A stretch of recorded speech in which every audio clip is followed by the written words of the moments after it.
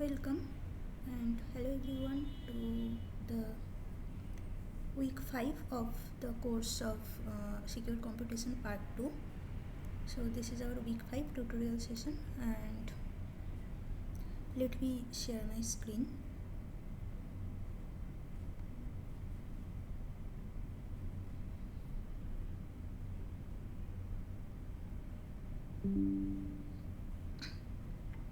Okay, so as usual we will first discuss the NPTEL website questions for week 4 assignments and then we will discuss week 5 topics. Okay.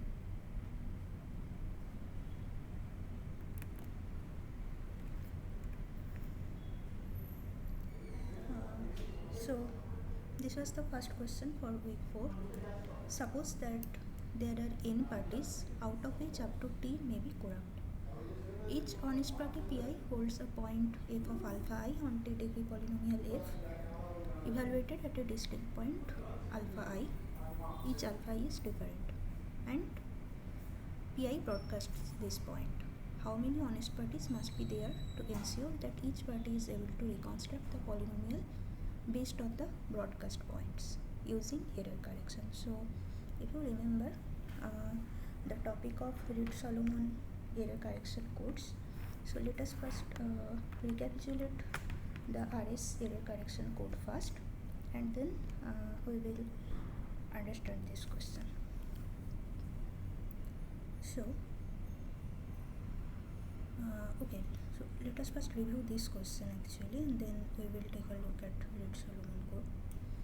So here the question is this, let's say we have 4 parties, okay, P1, P2, P3 and P4, and let's say among them one party is corrupt, right?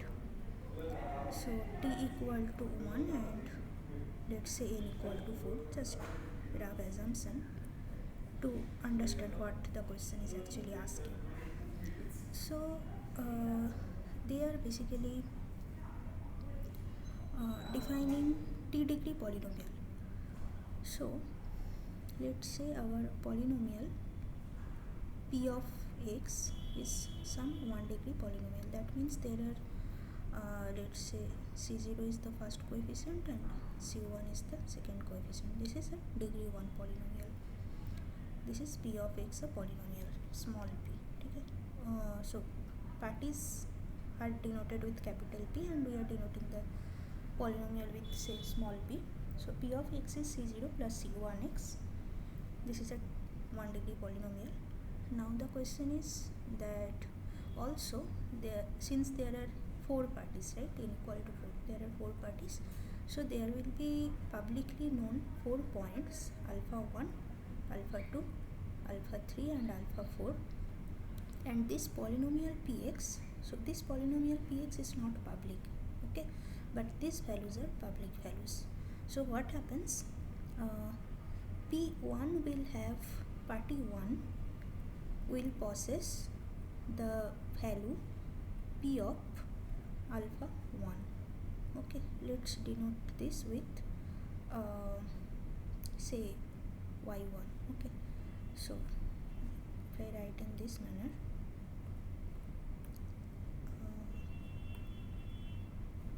so let me write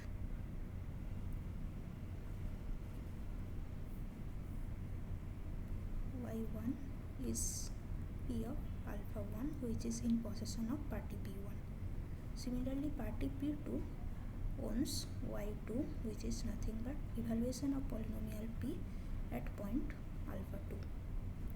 Similarly, p3 has y3 which is polynomial evaluation at alpha 3, and party p4 owns y4 which is evaluation of polynomial p at alpha 4. So p1 has y1 with it, p2 has y2 with it, p3 has y3 with it, and p4 has y4 with it. Now the question, so this is what our this part says, that there are n parties out of which up to t may be corrupt. So let's say P2 is our corrupt party, just without loss of generality, assume that P2 is the corrupt party. Okay. Now each honest party Pi holds a point f of alpha I on t degree polynomial f. So P is our polynomial, just replacing f with P, at a distinct point alpha I. So all n parties will have some evaluation of this polynomial P at some distinct point. So all alpha 1, alpha 2, alpha 3 are distinct from each other. No repetition will be there among these four values, and evaluation at those points will be the respective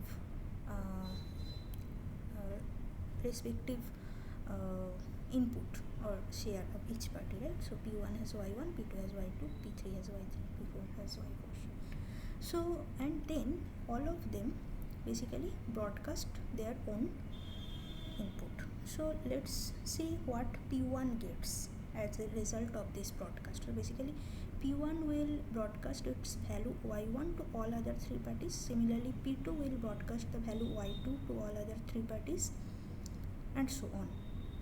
Now after all these four parties have broadcast their own values to all the other parties, actually we don't say to other three parties, rather whenever we talk about broadcasting something to all the parties, that means even including itself. So previously also in earlier weeks lectures we have seen this scenario, that whenever we tell that P1 is broadcasting some value to everyone, that means everyone including itself. Okay, so P1 broadcast this value y1 to all of P1, P2, P3, P4, just to maintain the symmetry, right? Okay, now at the end of such broadcasting by all the parties, what P1 gets is that P1 receives y2 from P2, it receives y1 from itself, it receives y4 from P4, it receives y3 from P3. So basically P1 now have y1, y2, y3 and y4. However, since P2 is a corrupt party, the received y2 may not be same as the actual y2. So I am denoting it with y2 dash. Similarly, each other party will also receive some value, among which at most t value can be different from its actual value, right? Now you can see it as a RS code word. So basically, if you remember, in the Reed-Solomon error correction code, right? Reed-Solomon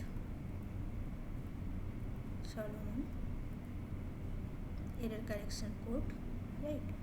What happens is that, so this is basically one coding scheme, right? So each coding scheme has a encode procedure and there is a decode procedure, and the purpose of any encoding error correcting code, right, any error correcting code has this purpose, that there is some sender who sends some message in to a receiver.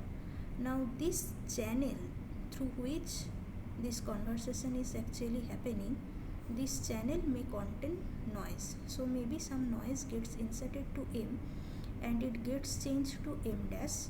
However, we need to ensure that the receiver who gets actually M dash, it should get back M from this M dash, right? Even if, so if your transmitted message M has length n bit, then among which at most t bit can be corrupted, but still M dash can be retrieved. So from M dash, the actual message M should be retrieved even after t corruptions. That is what is ensured by any error correction coding scheme. Now in Reed-Solomon error correction code, how does it work? Basically, in this procedure, your message M, so your each M will belong to some field F, right? And initially S has some message, say MK, right? So K number of message it wants to transmit to R such that each MI is element of this field. Okay.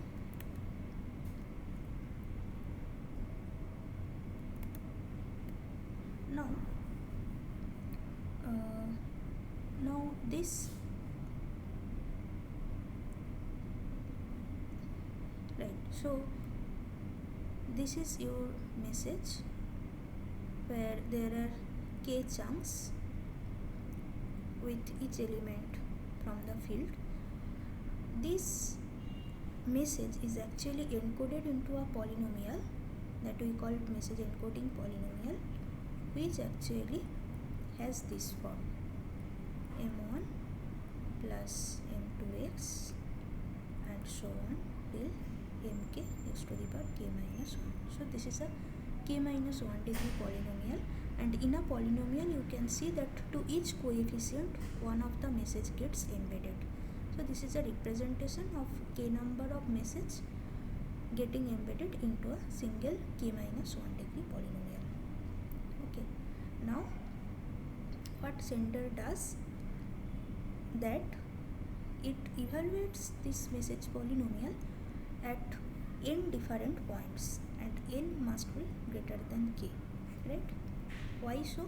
Because for in general for any error correction code, if your data is of length k, then you add to it some redundancy during your encoding mechanism and convert it to a n-bit code word.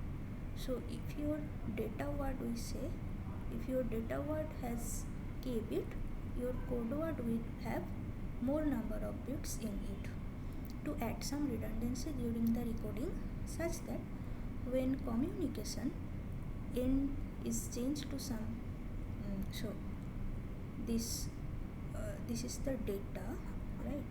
You convert it to some encoding of m, and this encoding of m actually gets corrupted.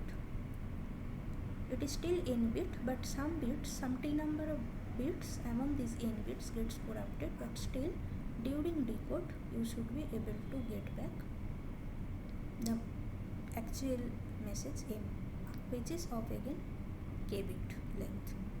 So always this n, length of code word, is always greater than length of data word. Similarly, here you have k number of k number of elements from the field, you convert them to n number of elements of the same field.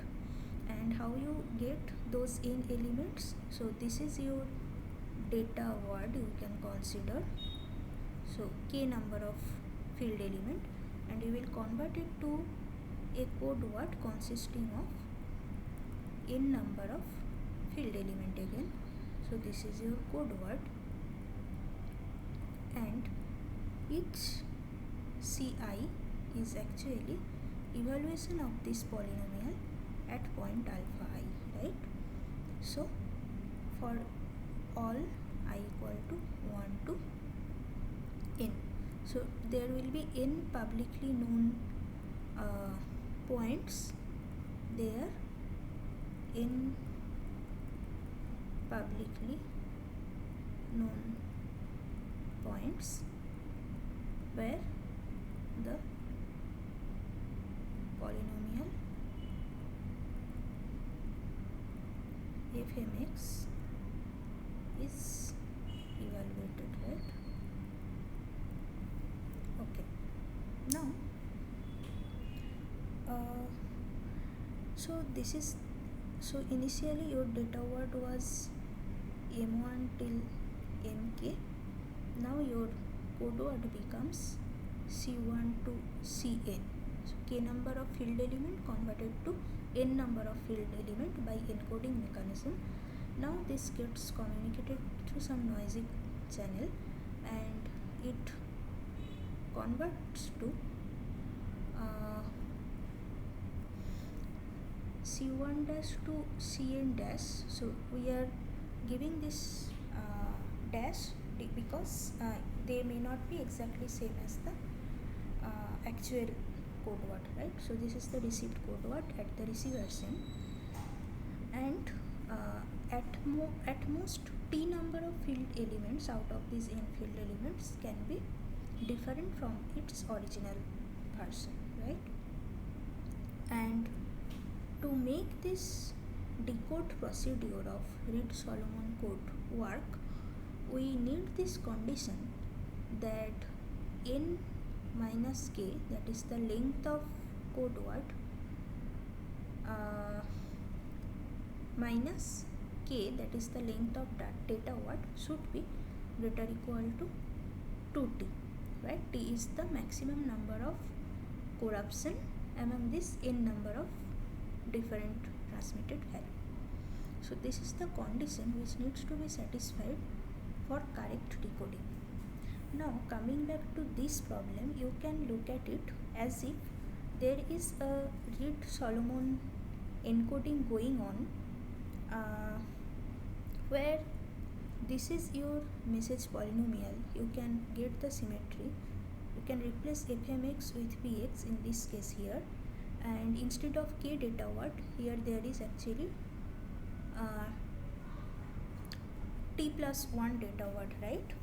So since t is 1 and there are c0 c1, two different coefficient of this 1 degree polynomial, so basically there are data word length is 2, c0 and c1, and it gets converted to a n length code word just like here, okay? And each party basically receives at the end of the broadcast one code word which can be erroneous code word with at most t corrupted values. So in this particular scenario, P1 receives y1, y2, y3, y4, where since one party is corrupted, so among these four values at least or at most one value can be different from its original version. Now to ensure correct decoding, so that means to ensure that you get back the actual polynomial, that is the value of c0 and c1, that is what Reed-Solomon decoding does, right? From the erroneous code word, it gets back the actual data word. So this will be correct only if the length of code word, that is n, and the length of data word, that is t plus 1 in this case, is greater equal to 2t. So we can write it as n greater equal to 3t plus 1, right? So this is the condition necessary for each honest party to retrieve back the actual message polynomial from the values received during the broadcast by it. Now our question is, how many honest parties must be there to ensure that each party is able to reconstruct the polynomial based on the broadcast points using error correction? So how many honest parties, right? Note that how many honest parties. So n is total number of parties. We have got the condition here that n is greater equal to 3t plus 1, and this will imply n minus t. Since there are at most t corrupt parties, there will be at least n minus t honest parties. So number of honest parties, that is n minus t, should be at least 3t plus 1 minus t, which is nothing but 2t plus 1. So our answer is number of honest party should be greater equal to 2t plus 1. So that is how you derive the answer to the question. Okay. So coming to next question. Suppose that n equal to 3t plus 1 parties want to perform broadcast where t parties may be corrupt. why won't the technique described in the lecture, also known as player partitioning, work when A simulates P1 to Pt plus 1, B simulates Pt t plus 2 to P2t, and C simulates P2t plus 1 to P3t plus 1. Okay. So, if you remember, so in the question there is reference to the original lecture of week 4. So let us first recall that what was there in the lecture. There actually the discussion was on proving the fact that for a perfectly secure Byzantine broadcast, or so perfectly secure Byzantine agreement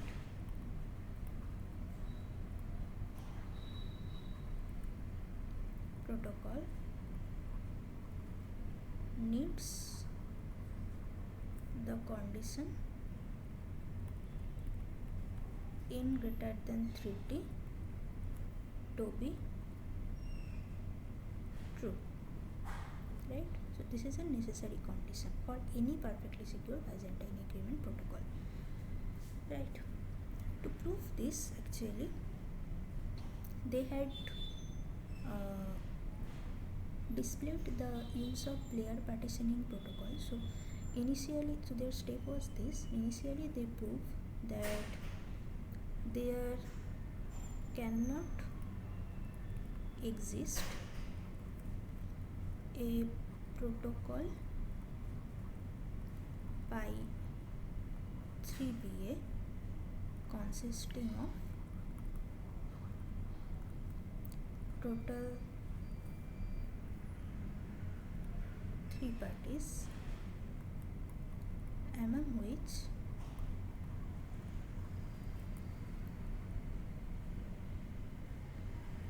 one is corrupt. So that means n equal to 3 and t equal to 1. So you can see n equal to 3t. So this violates the condition of n greater than 3t.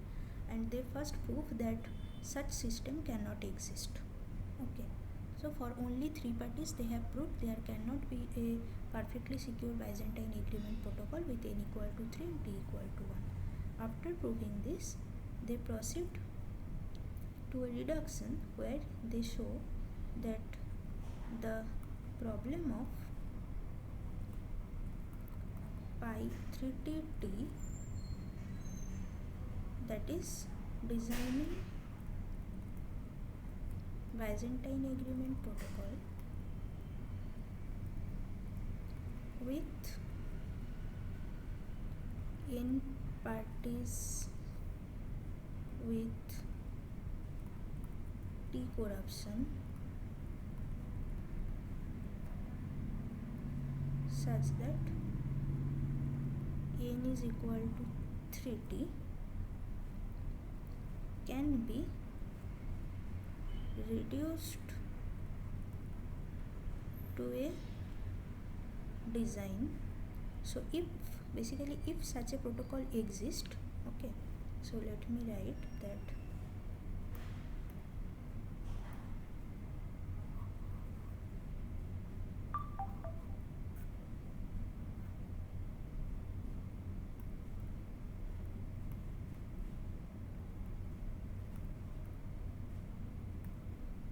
so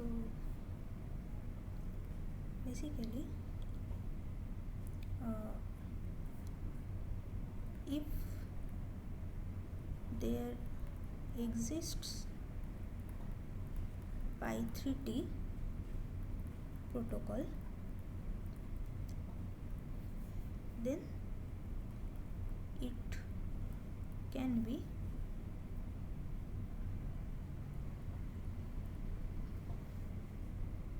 converted to a pi 3BA protocol, right?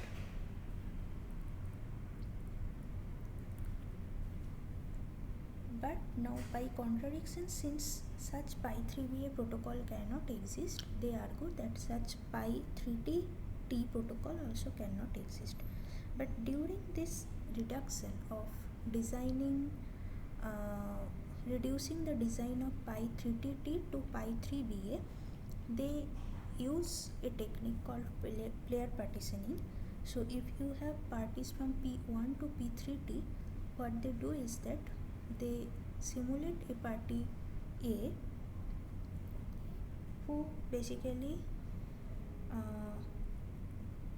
simulates the action of party P1 to Pt, B simulates the action of party Pt plus 1 to P2t, and C simulates party 2t plus 1 to party 3t, right? And since out of these 3t parties, any t party can be corrupt party, without loss of generality, they consider any one of them to be the corrupt party. So let's say P2t plus 1 to P3t are the set of t corrupt parties. So C is the corrupt party in this 3-party protocol, where parties are A, B and C is the one corrupt party here.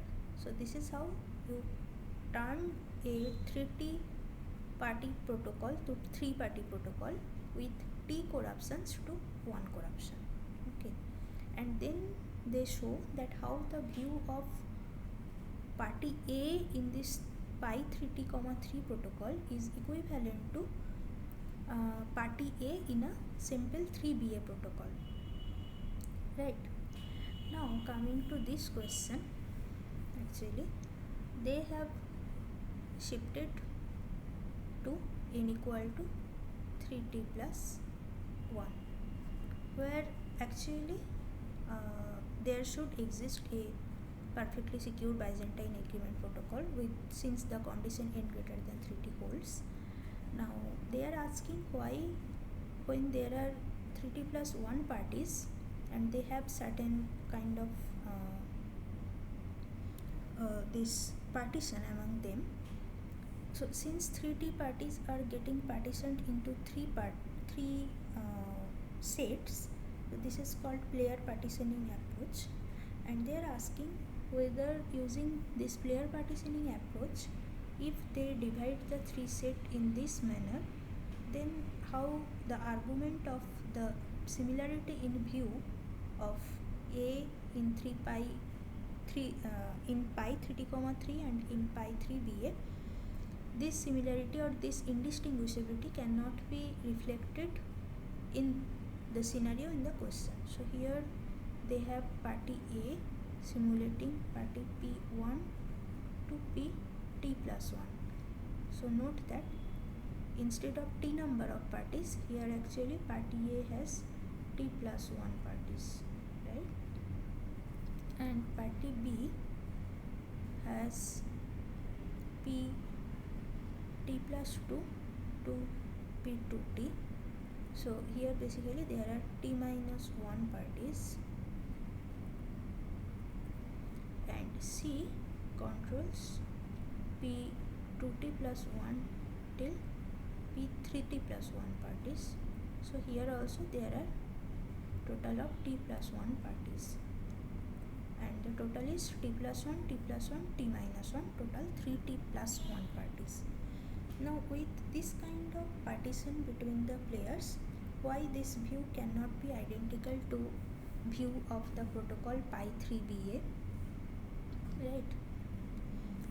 So basically that cannot be the case. Why? Because you see there are total t plus 1 parties in A, right? And we already know we are trying to design a protocol with 3t plus 1 parties, where at most t parties can be corrupt, right? So since at most t parties can be corrupt, there must be at least one party in this set A which will not be corrupt. So what you would basically want to map this system to a pi 3ba system with three parties consisting of one corrupt party, A cannot be that corrupt party because it does not contain T corrupt parties, right? Even if T is corrupt, then still one honest party will be there. So you cannot map A to be a completely corrupt party in this system, right? So if in your pi 3BA, I am naming it A prime, B prime and C prime in this protocol, if A is the corrupt party, then all the T parties in A are corrupt, but that is not the case here. So A cannot be that A prime in the protocol. C also, due to the same reason, cannot be the corrupt party, and B has T minus 1 parties.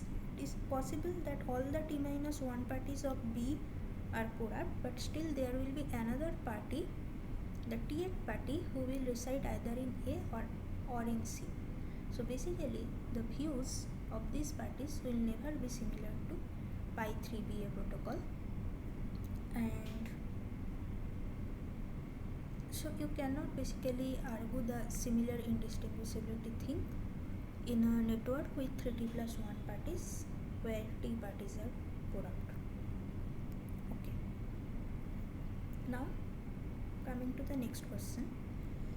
Suppose that G is a graph with n nodes, out of which T may be corrupt, such that broadcast is possible in G even though it may not be complete. An extra party is added to G and new edges are added in the graph incident with the new node. What is the minimum number of edges to be added to the new node so that broadcast will be possible in the extended graph? So you are provided with a graph G where n nodes are there and among which T can be corrupt. So we have already seen the theory regarding this, that if in an incomplete graph, so in the question there is no mention about whether G is a complete graph or not. So we know that in a complete graph it is always possible to securely broadcast some message, right? But in case of incomplete graph, right, to ensure that there is communication or reliable communication between two nodes of the graph, it must be satisfied that the connectivity, vertex connectivity of each node in the graph is at least 2T plus 1. So that means in a graph, right, in a graph which is the minimum number of vertex that needs to be deleted so that you either disconnect the graph, right, into multiple partitions, or you produce a graph where only a single node is left, right? So that is vertex connectivity. So you have a existing graph, right, where you know that even if it is not a complete graph, broadcast is possible, right? So if this is the sender, then each node there must be some path through which this node is able to communicate some value reliably to every other node, right? So to remember what is like reliable transmission between two nodes, if there are two nodes A and B in the graph and there are several paths that connects them, right? So maybe there is a node C through which there is a node to there is a edge to B. Of course there is no direct edge from A to B, but there is path from A to B through several nodes. So let's say there is also a path from through D, and there is also a path through E, like this. So there are a total of let's say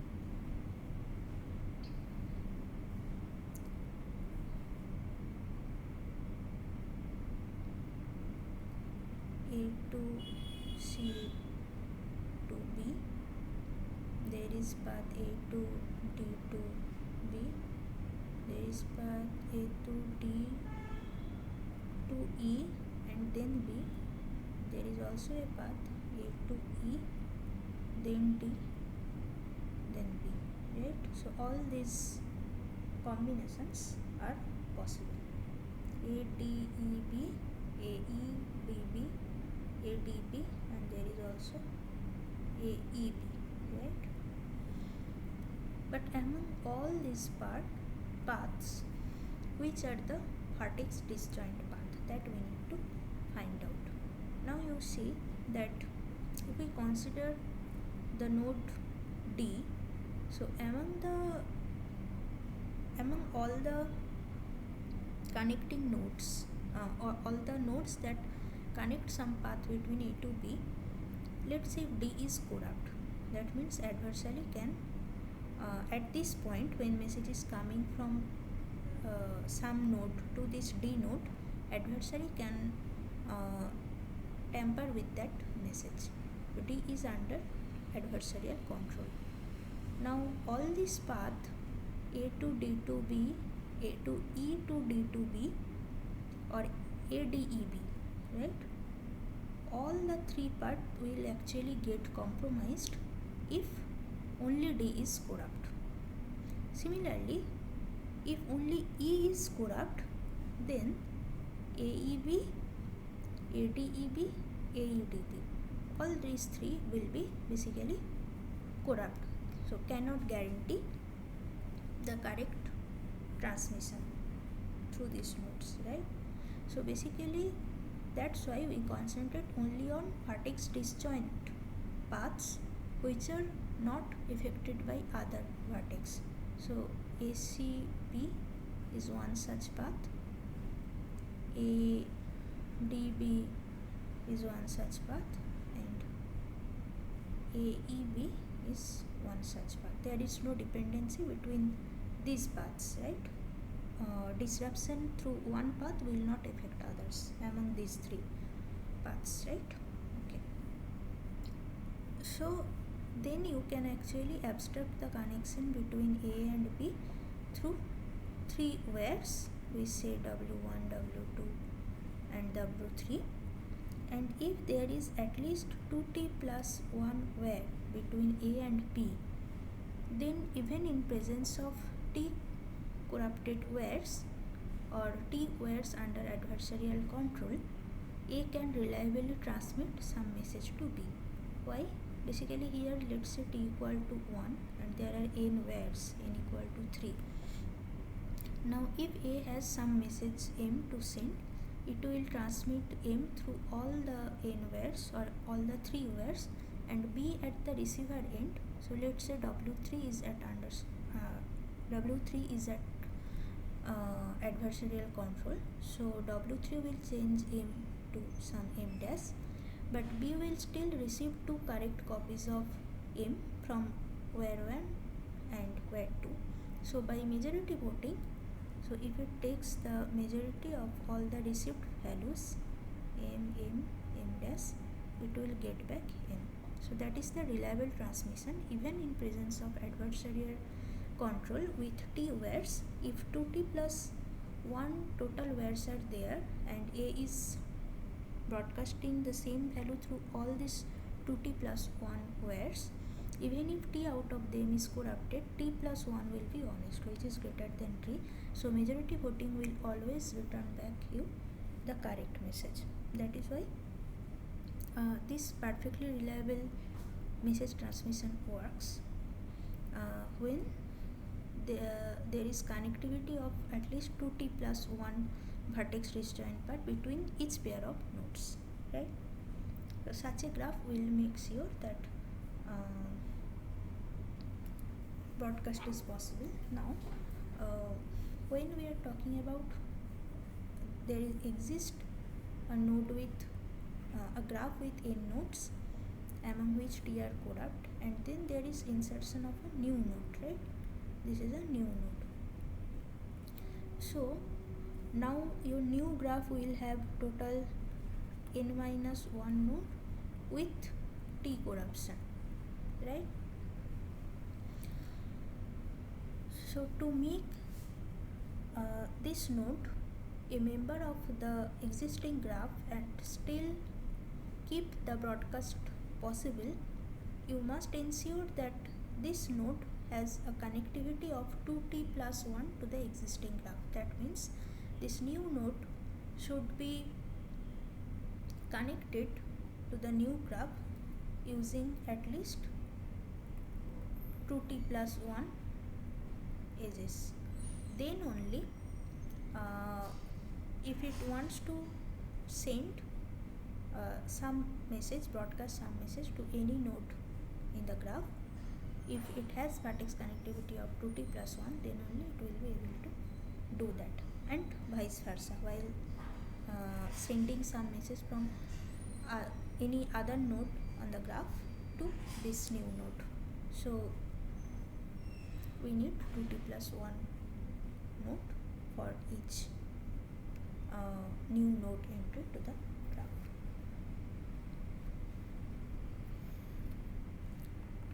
Coming to the next question, recall the definition of PRMT, perfectly reliable message transmission. We were already discussing this, where S wants to send a bit B to R.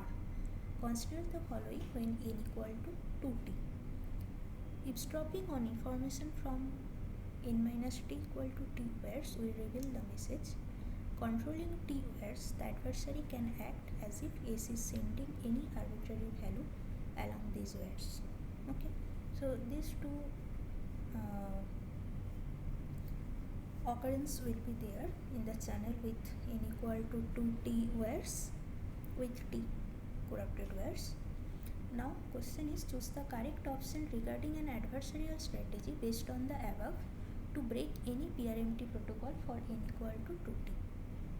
First option is 1 alone implies an adversarial strategy to break the protocol.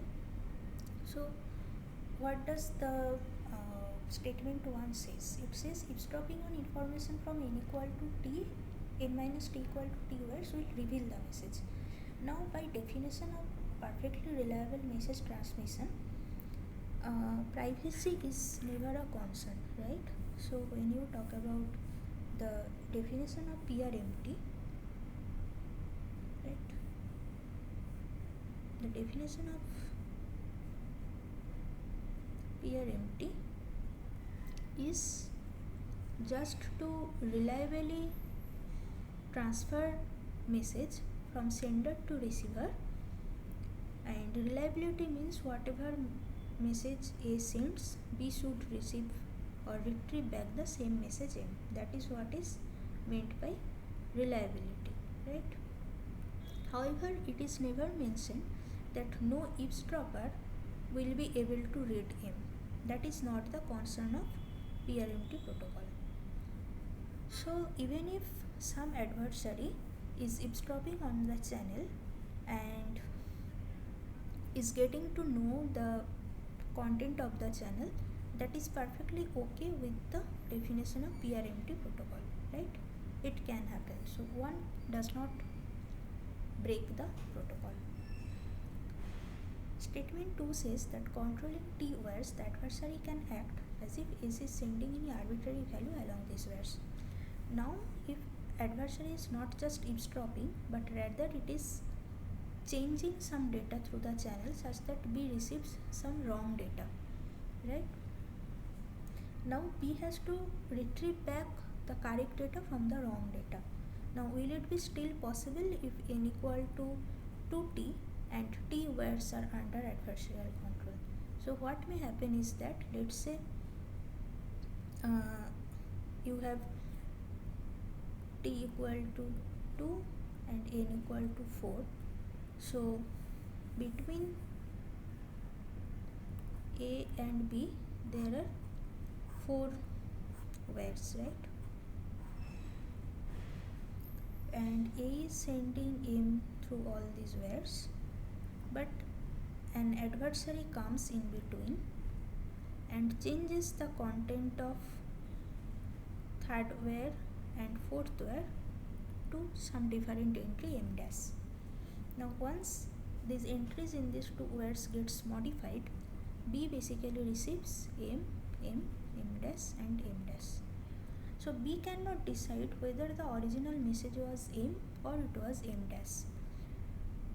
In order to perfectly decide that, at least there should be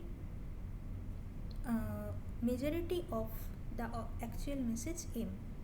So but this is not the case here since n equal to 2t. So if t wires gets corrupted by the adversary, the other t honest wires are not sufficient to prove the majority of the correct value to the receiver. So 2 alone actually implies that reliability is broken of this system. B cannot unambiguously retrieve the transmitted value. So reliable transmission is not happening here. So 2 alone actually implies an adversarial strategy to break the protocol. But one is not the, so this one is not the correct option because privacy is never a concern for PRMT protocol.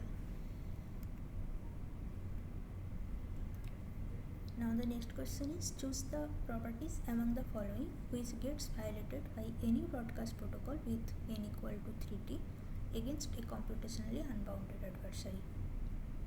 So as I already mentioned that for, again like PRMT, in a broadcast protocol as well, privacy is never a concern.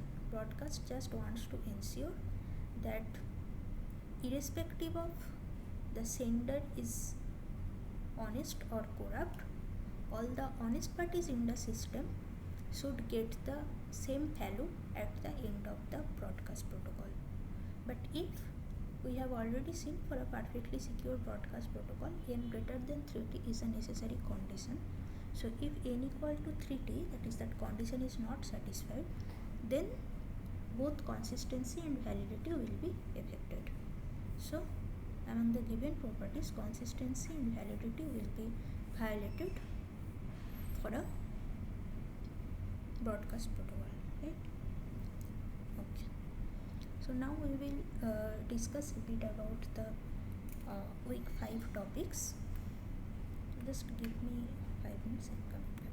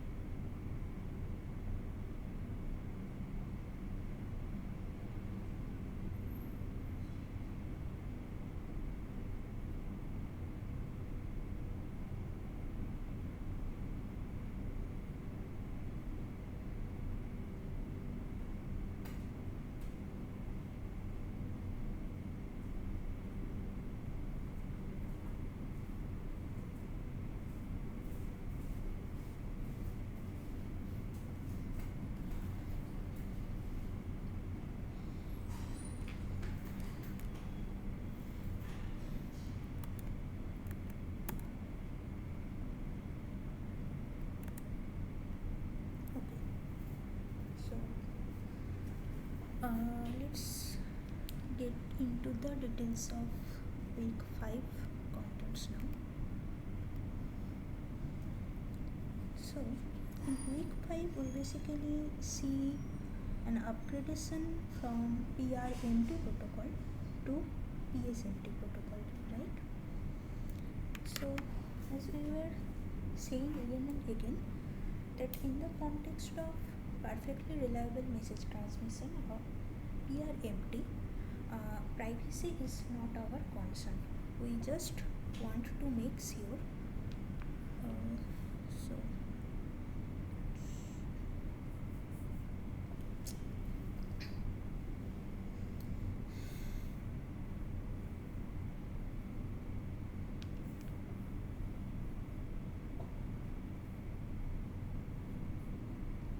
in the context of PRMT, right, perfectly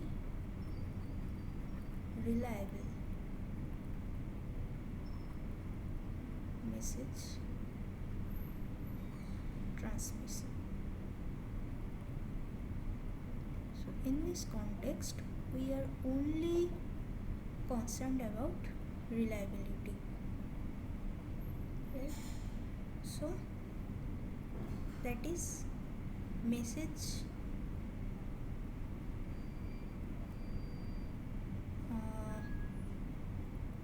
integrity should be maintained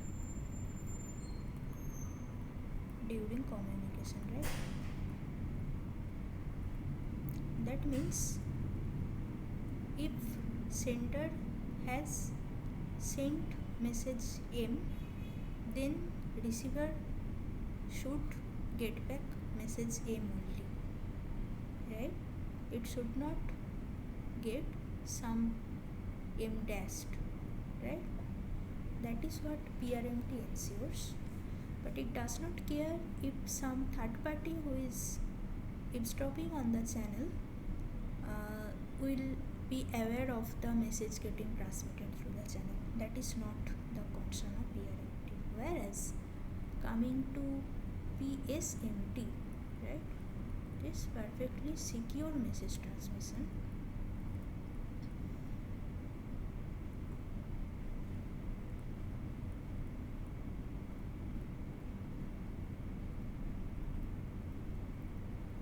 Here you want to ensure privacy also along with reliability. And what do we mean by privacy? That is, except sender and receiver, no third party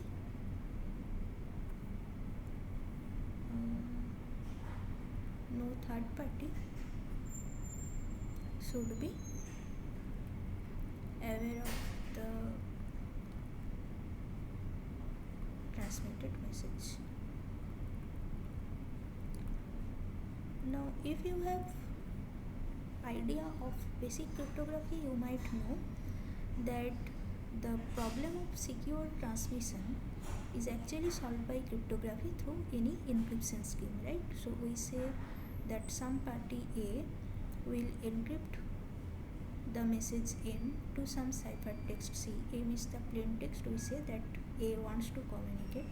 It will use some encryption scheme to convert it to a ciphertext C, and then through an insecure channel the ciphertext C is communicated to the party B, and B, upon receiving C, actually retrieves back the message M by applying the decryption algorithm on the ciphertext C.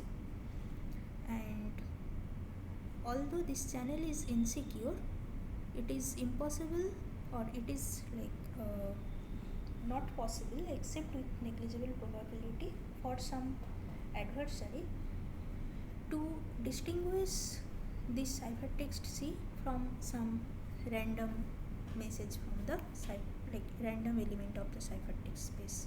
So there is concept of some CPA security and so on. But the notable difference is this, that here any cryptographic encryption scheme is just cryptographically secure. That is, it is secure against some computational adversary whose computational power is bounded. But in case of perfectly secure message transmission, we want to ensure that any adversary which has unbounded computational power, it also should not be able to learn the message getting transmitted. So that is the difference between the encryption schemes. So again, for the encryption scheme, we just ensure message privacy. We do not say anything about message integrity, but in order to get the flavor of integrity to it, we also have something called authenticated encryption scheme, right? Authenticated encryption scheme, where you again talk about authenticity of the message received by B, apart from talking about privacy, right? There are concept of message authentication code, there is concept of digital signature and so on, to ensure integrity of the message. However, again, in a cryptographic world, so we are just concerned about computationally bounded adversary, which is a real world scenario.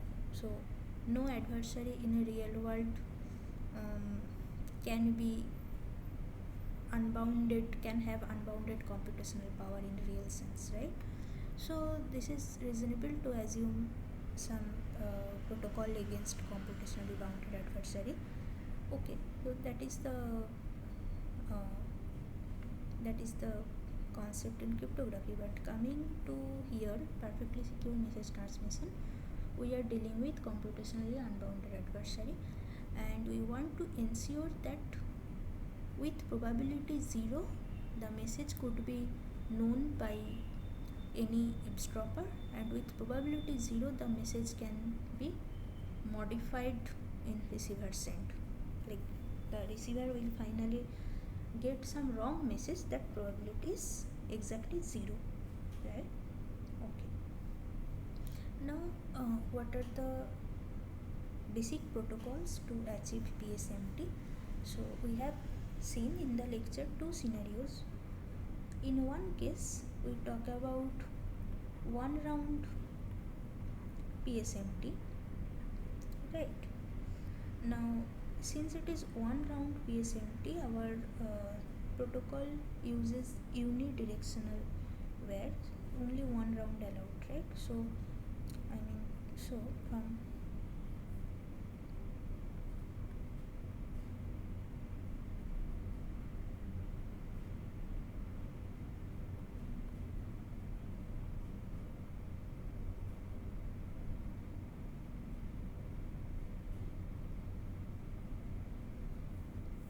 in case of one round PSMT, right, there are only unidirectional wires involved, okay, and there is also concept of multi-round PSMT,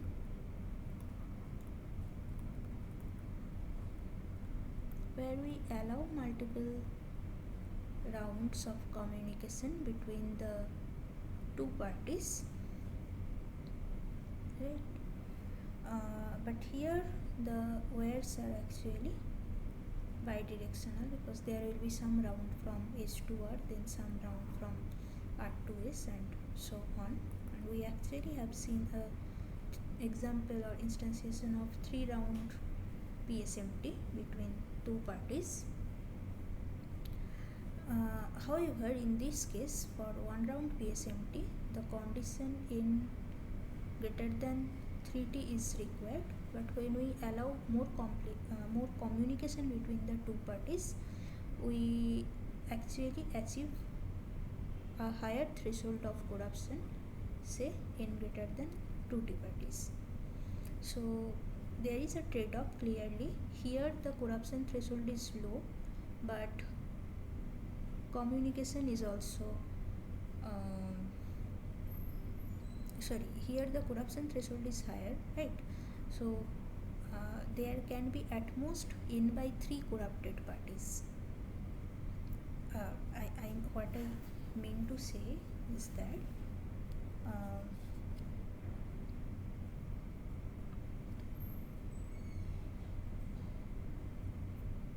here you have lesser corruption threshold. You cannot allow more than n by 3 corrupted parties, but you save in terms of communication.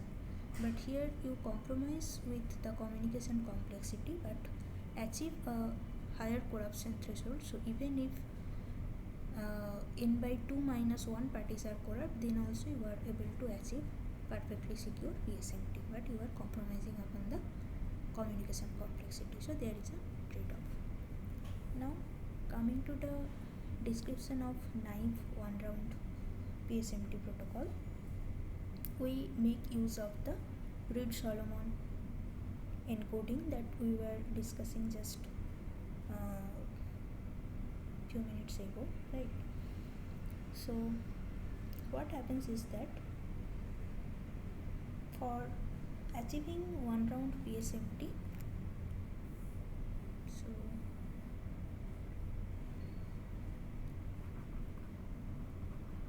achieving PSMT from Reed-Solomon error correction code. How does it work? So the protocol is quite interesting in terms of mathematics. What happens is that, let's say sender needs to send some message which belongs to the field F. This field F we talked about during the description of Reed-Solomon code. Now just like Samir secret sharing, here actually you are generating a message encoding polynomial where the constant term is the message itself, and then you are making use of some values as the coefficient starting from a1x, a2x square and so on till some t points, right? So this is a t degree polynomial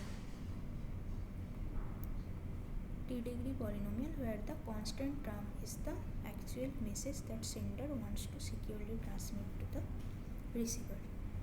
This is same as message encoding polynomial of Reed-Solomon error correction code.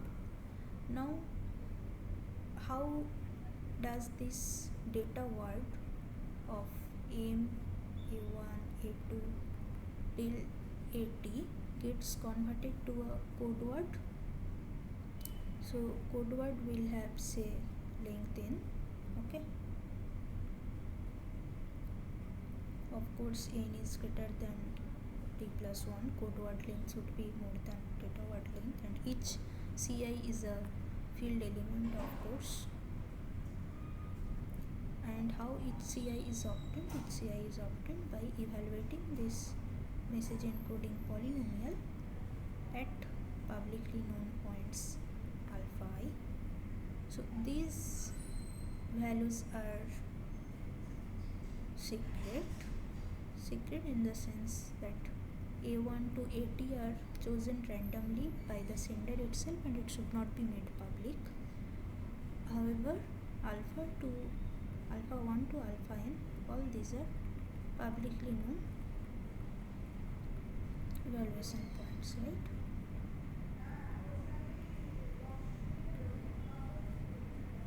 Okay. Now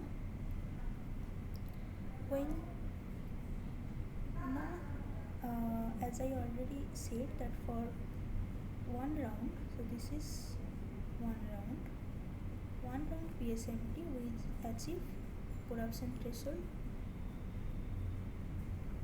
t lesser than n by 3, right? So there will be n number of wires between each of these n words will contain some code word component. So C1, where 1 will contain C1, where 2 will, where 1 will communicate C1 from S to R. All these are unidirectional where 2 will communicate C2 and so on till where n will communicate Cn from S to R. Now this is what sender actually sends to n communication channel, and among this n communication channel, at most T communication channel can be corrupt, right? So receiver receives code word say C1 dash, C2 dash till Cn dash, and for at most T wheres Ci dash is not equal to Ci, right? So from the Reed-Solomon error correction code point of view, the code word can get corrupted at most T points, which is same as corruption or adversarial control upon at most T wheres here. But still Reed-Solomon error correction code is able to recover the correct message, that is M, A1, A2 till A80. These are the data word or the original message. These can be obtained by applying decoding on this erroneous code word as well. Okay, so by Reed-Solomon error correction code decoding, actually receiver can retrieve back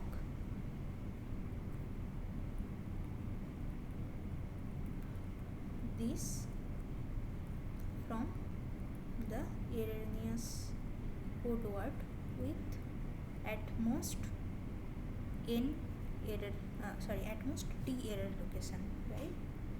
And in order to have a correct decoding, we had this condition, if you remember, that n was the data word length and n was the code word length. Then we said that n minus k should be greater or equal to 2t. Now in our scenario, we started with a t degree polynomial. That means our data word length is actually t plus 1. So k can be replaced with t plus 1, and the rest of the condition remains same, which implies that n should be greater or equal to 3t plus 1, or in other words, n should be greater than 3t. And this exactly matches with our required condition that we stated at the beginning of the protocol while started discussing achieving one round PSMT from RS error correction code.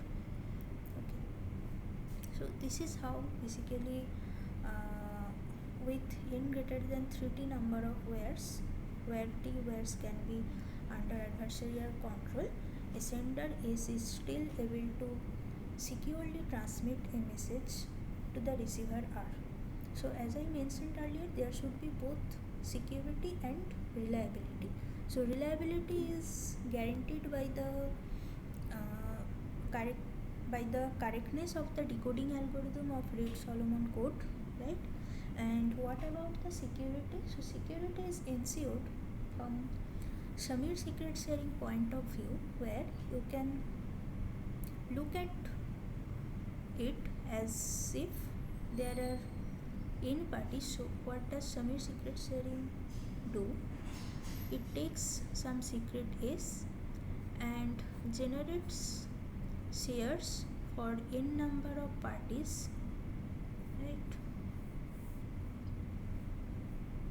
For n number of parties, where each share is nothing but evaluation of some polynomial p at some publicly known point alpha I, right? So like here also these are publicly known evaluation point, okay? and this polynomial P is a polynomial whose constant term is the secret, and again rest of the coefficients of this polynomial are again sampled randomly from the field. So this is very similar or analogous to the way fm of x is constructed here. This is like the polynomial P, and each secret share owned by the parties are like the code word component assigned to each where here, and by the information theoretic security of Samir secret sharing scheme, no T parties together is able to recover the value of secret is, right? So I can write that by the information theoretic security of Samir secret sharing scheme,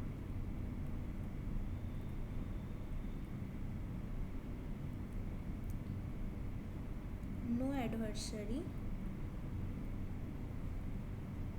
in this PSMT protocol having control of T wheres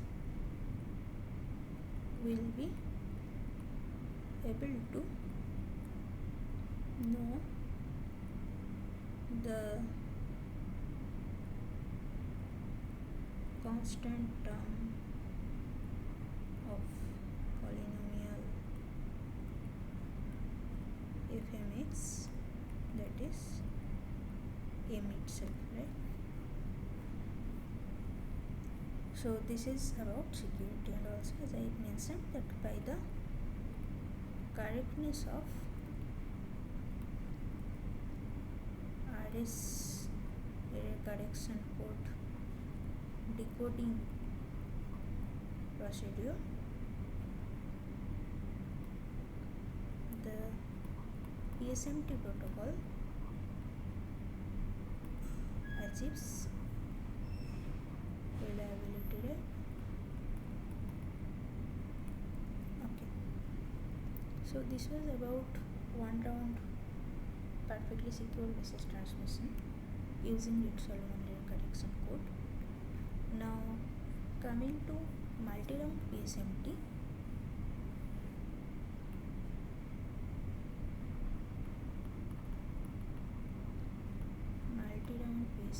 what happens is this: here actually you achieve a higher corruption threshold than previous, but you compromise in the communication complexity. So this is basically three down protocol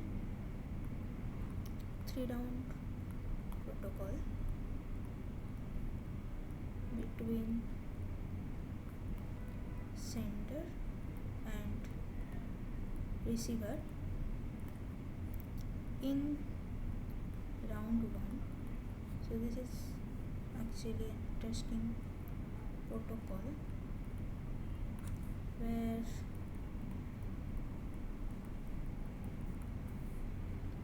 let's say there are n words, right? So between sender and receiver there are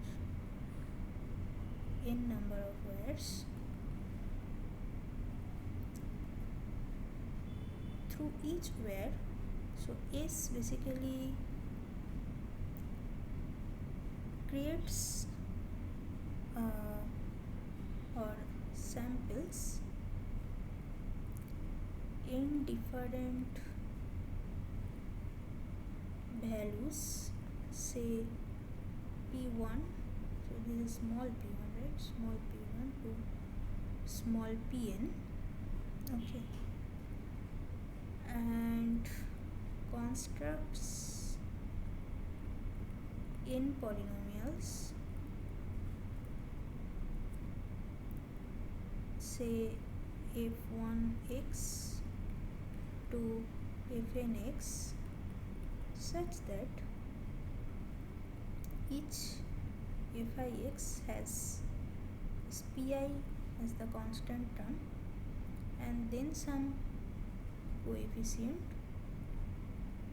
starting from ai1 to a it x to the power t. So each fix is actually a t-degree polynomial. Not only that, center also computes the analogous to Samir secret sharing scheme. Here also there will be some n number of publicly known evaluation points.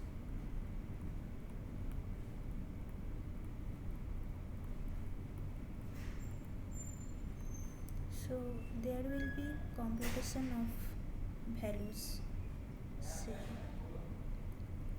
pij, which is nothing but evaluation of polynomial fi at point alpha j. Now S will send through where 1 the description of polynomial f1x, that is all the coefficient of f1x, along with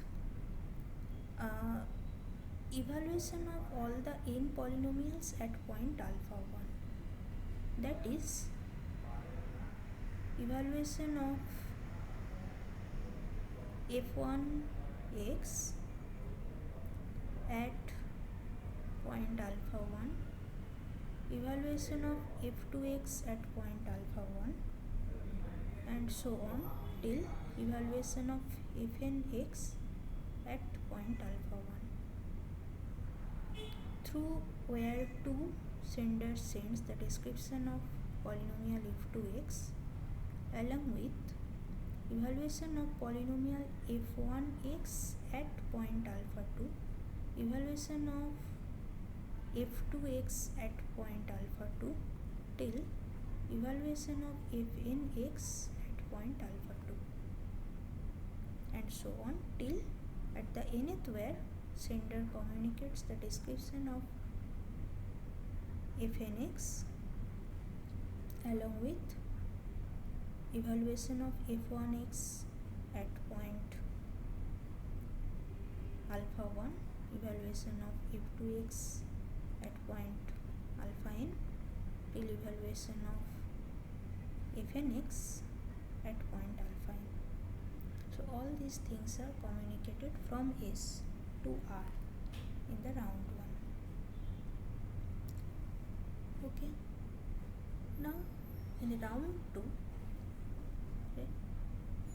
in round 2, receiver has to decide upon the conflicts between the received value, which will be helpful to filter out the honest parties among them. So basically it checks if there is any discrepancy in the received values, such that if fi alpha j is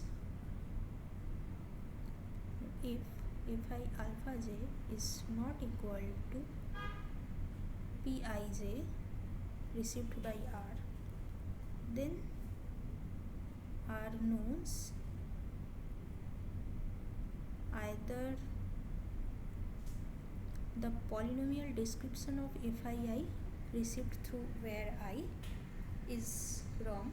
So either FIX is wrongly received, the value it is seeing as the coefficient of Fij, they are wrong, or value Pij is wrongly received, that is there is some tampering with the value Pij. Any one of these can happen, right? So whenever this is true, R maintains a list where it basically appends entries I, j, fi, alpha j and pij. So let us denote them the received version. So these are the sent version from sender sent, whereas the received version at the receiver end we denote it with a dash notation to each of them, right? Because they may or may not be equal to their original version. Okay. So this is appended to the conflict list. Now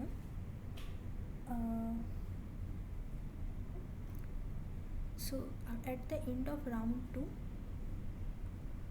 receiver has completed sending L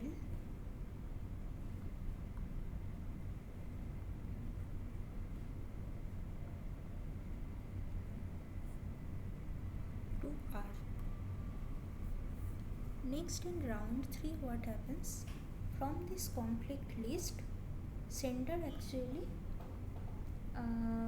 can check which one is true, whether Fix that is received by the receiver is not matching with the actual Fi, or it is the P dash Ij which is not matching with the value Pij sent initially by it. Depending on that,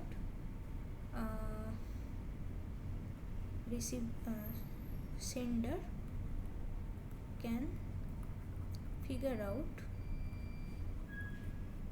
the set of corrupt parties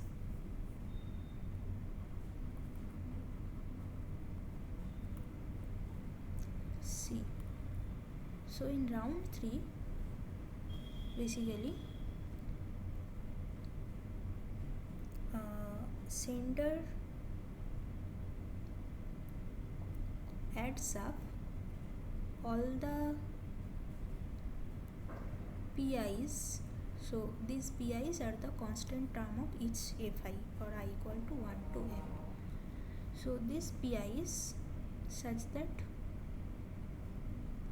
party Pi does not belong to C, the corrupt set. So for all the honest party, the corresponding, or all the honest channel, I should say, not party, all the honest channel or honest wares, the corresponding constant terms of the polynomial, the small pi's, are actually added up to get the computation of a p that we call it a pad, right?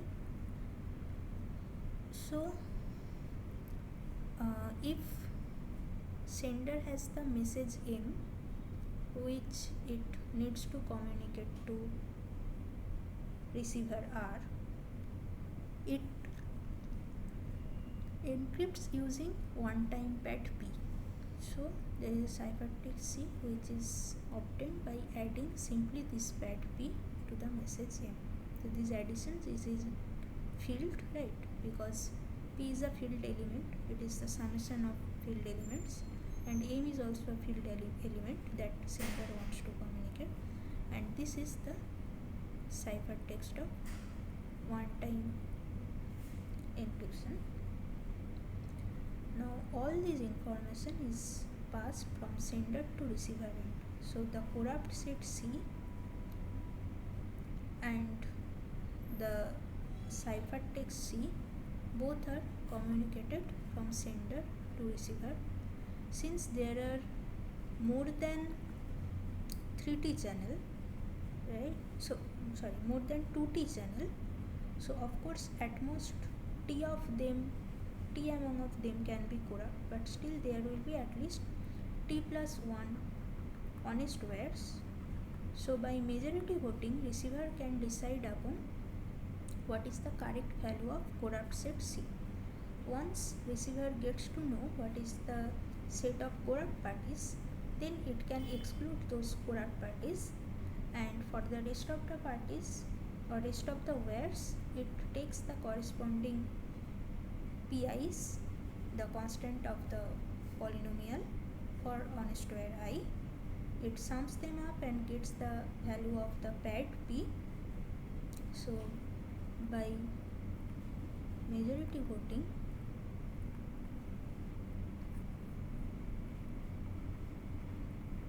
R can obtain correct entries of set C, and then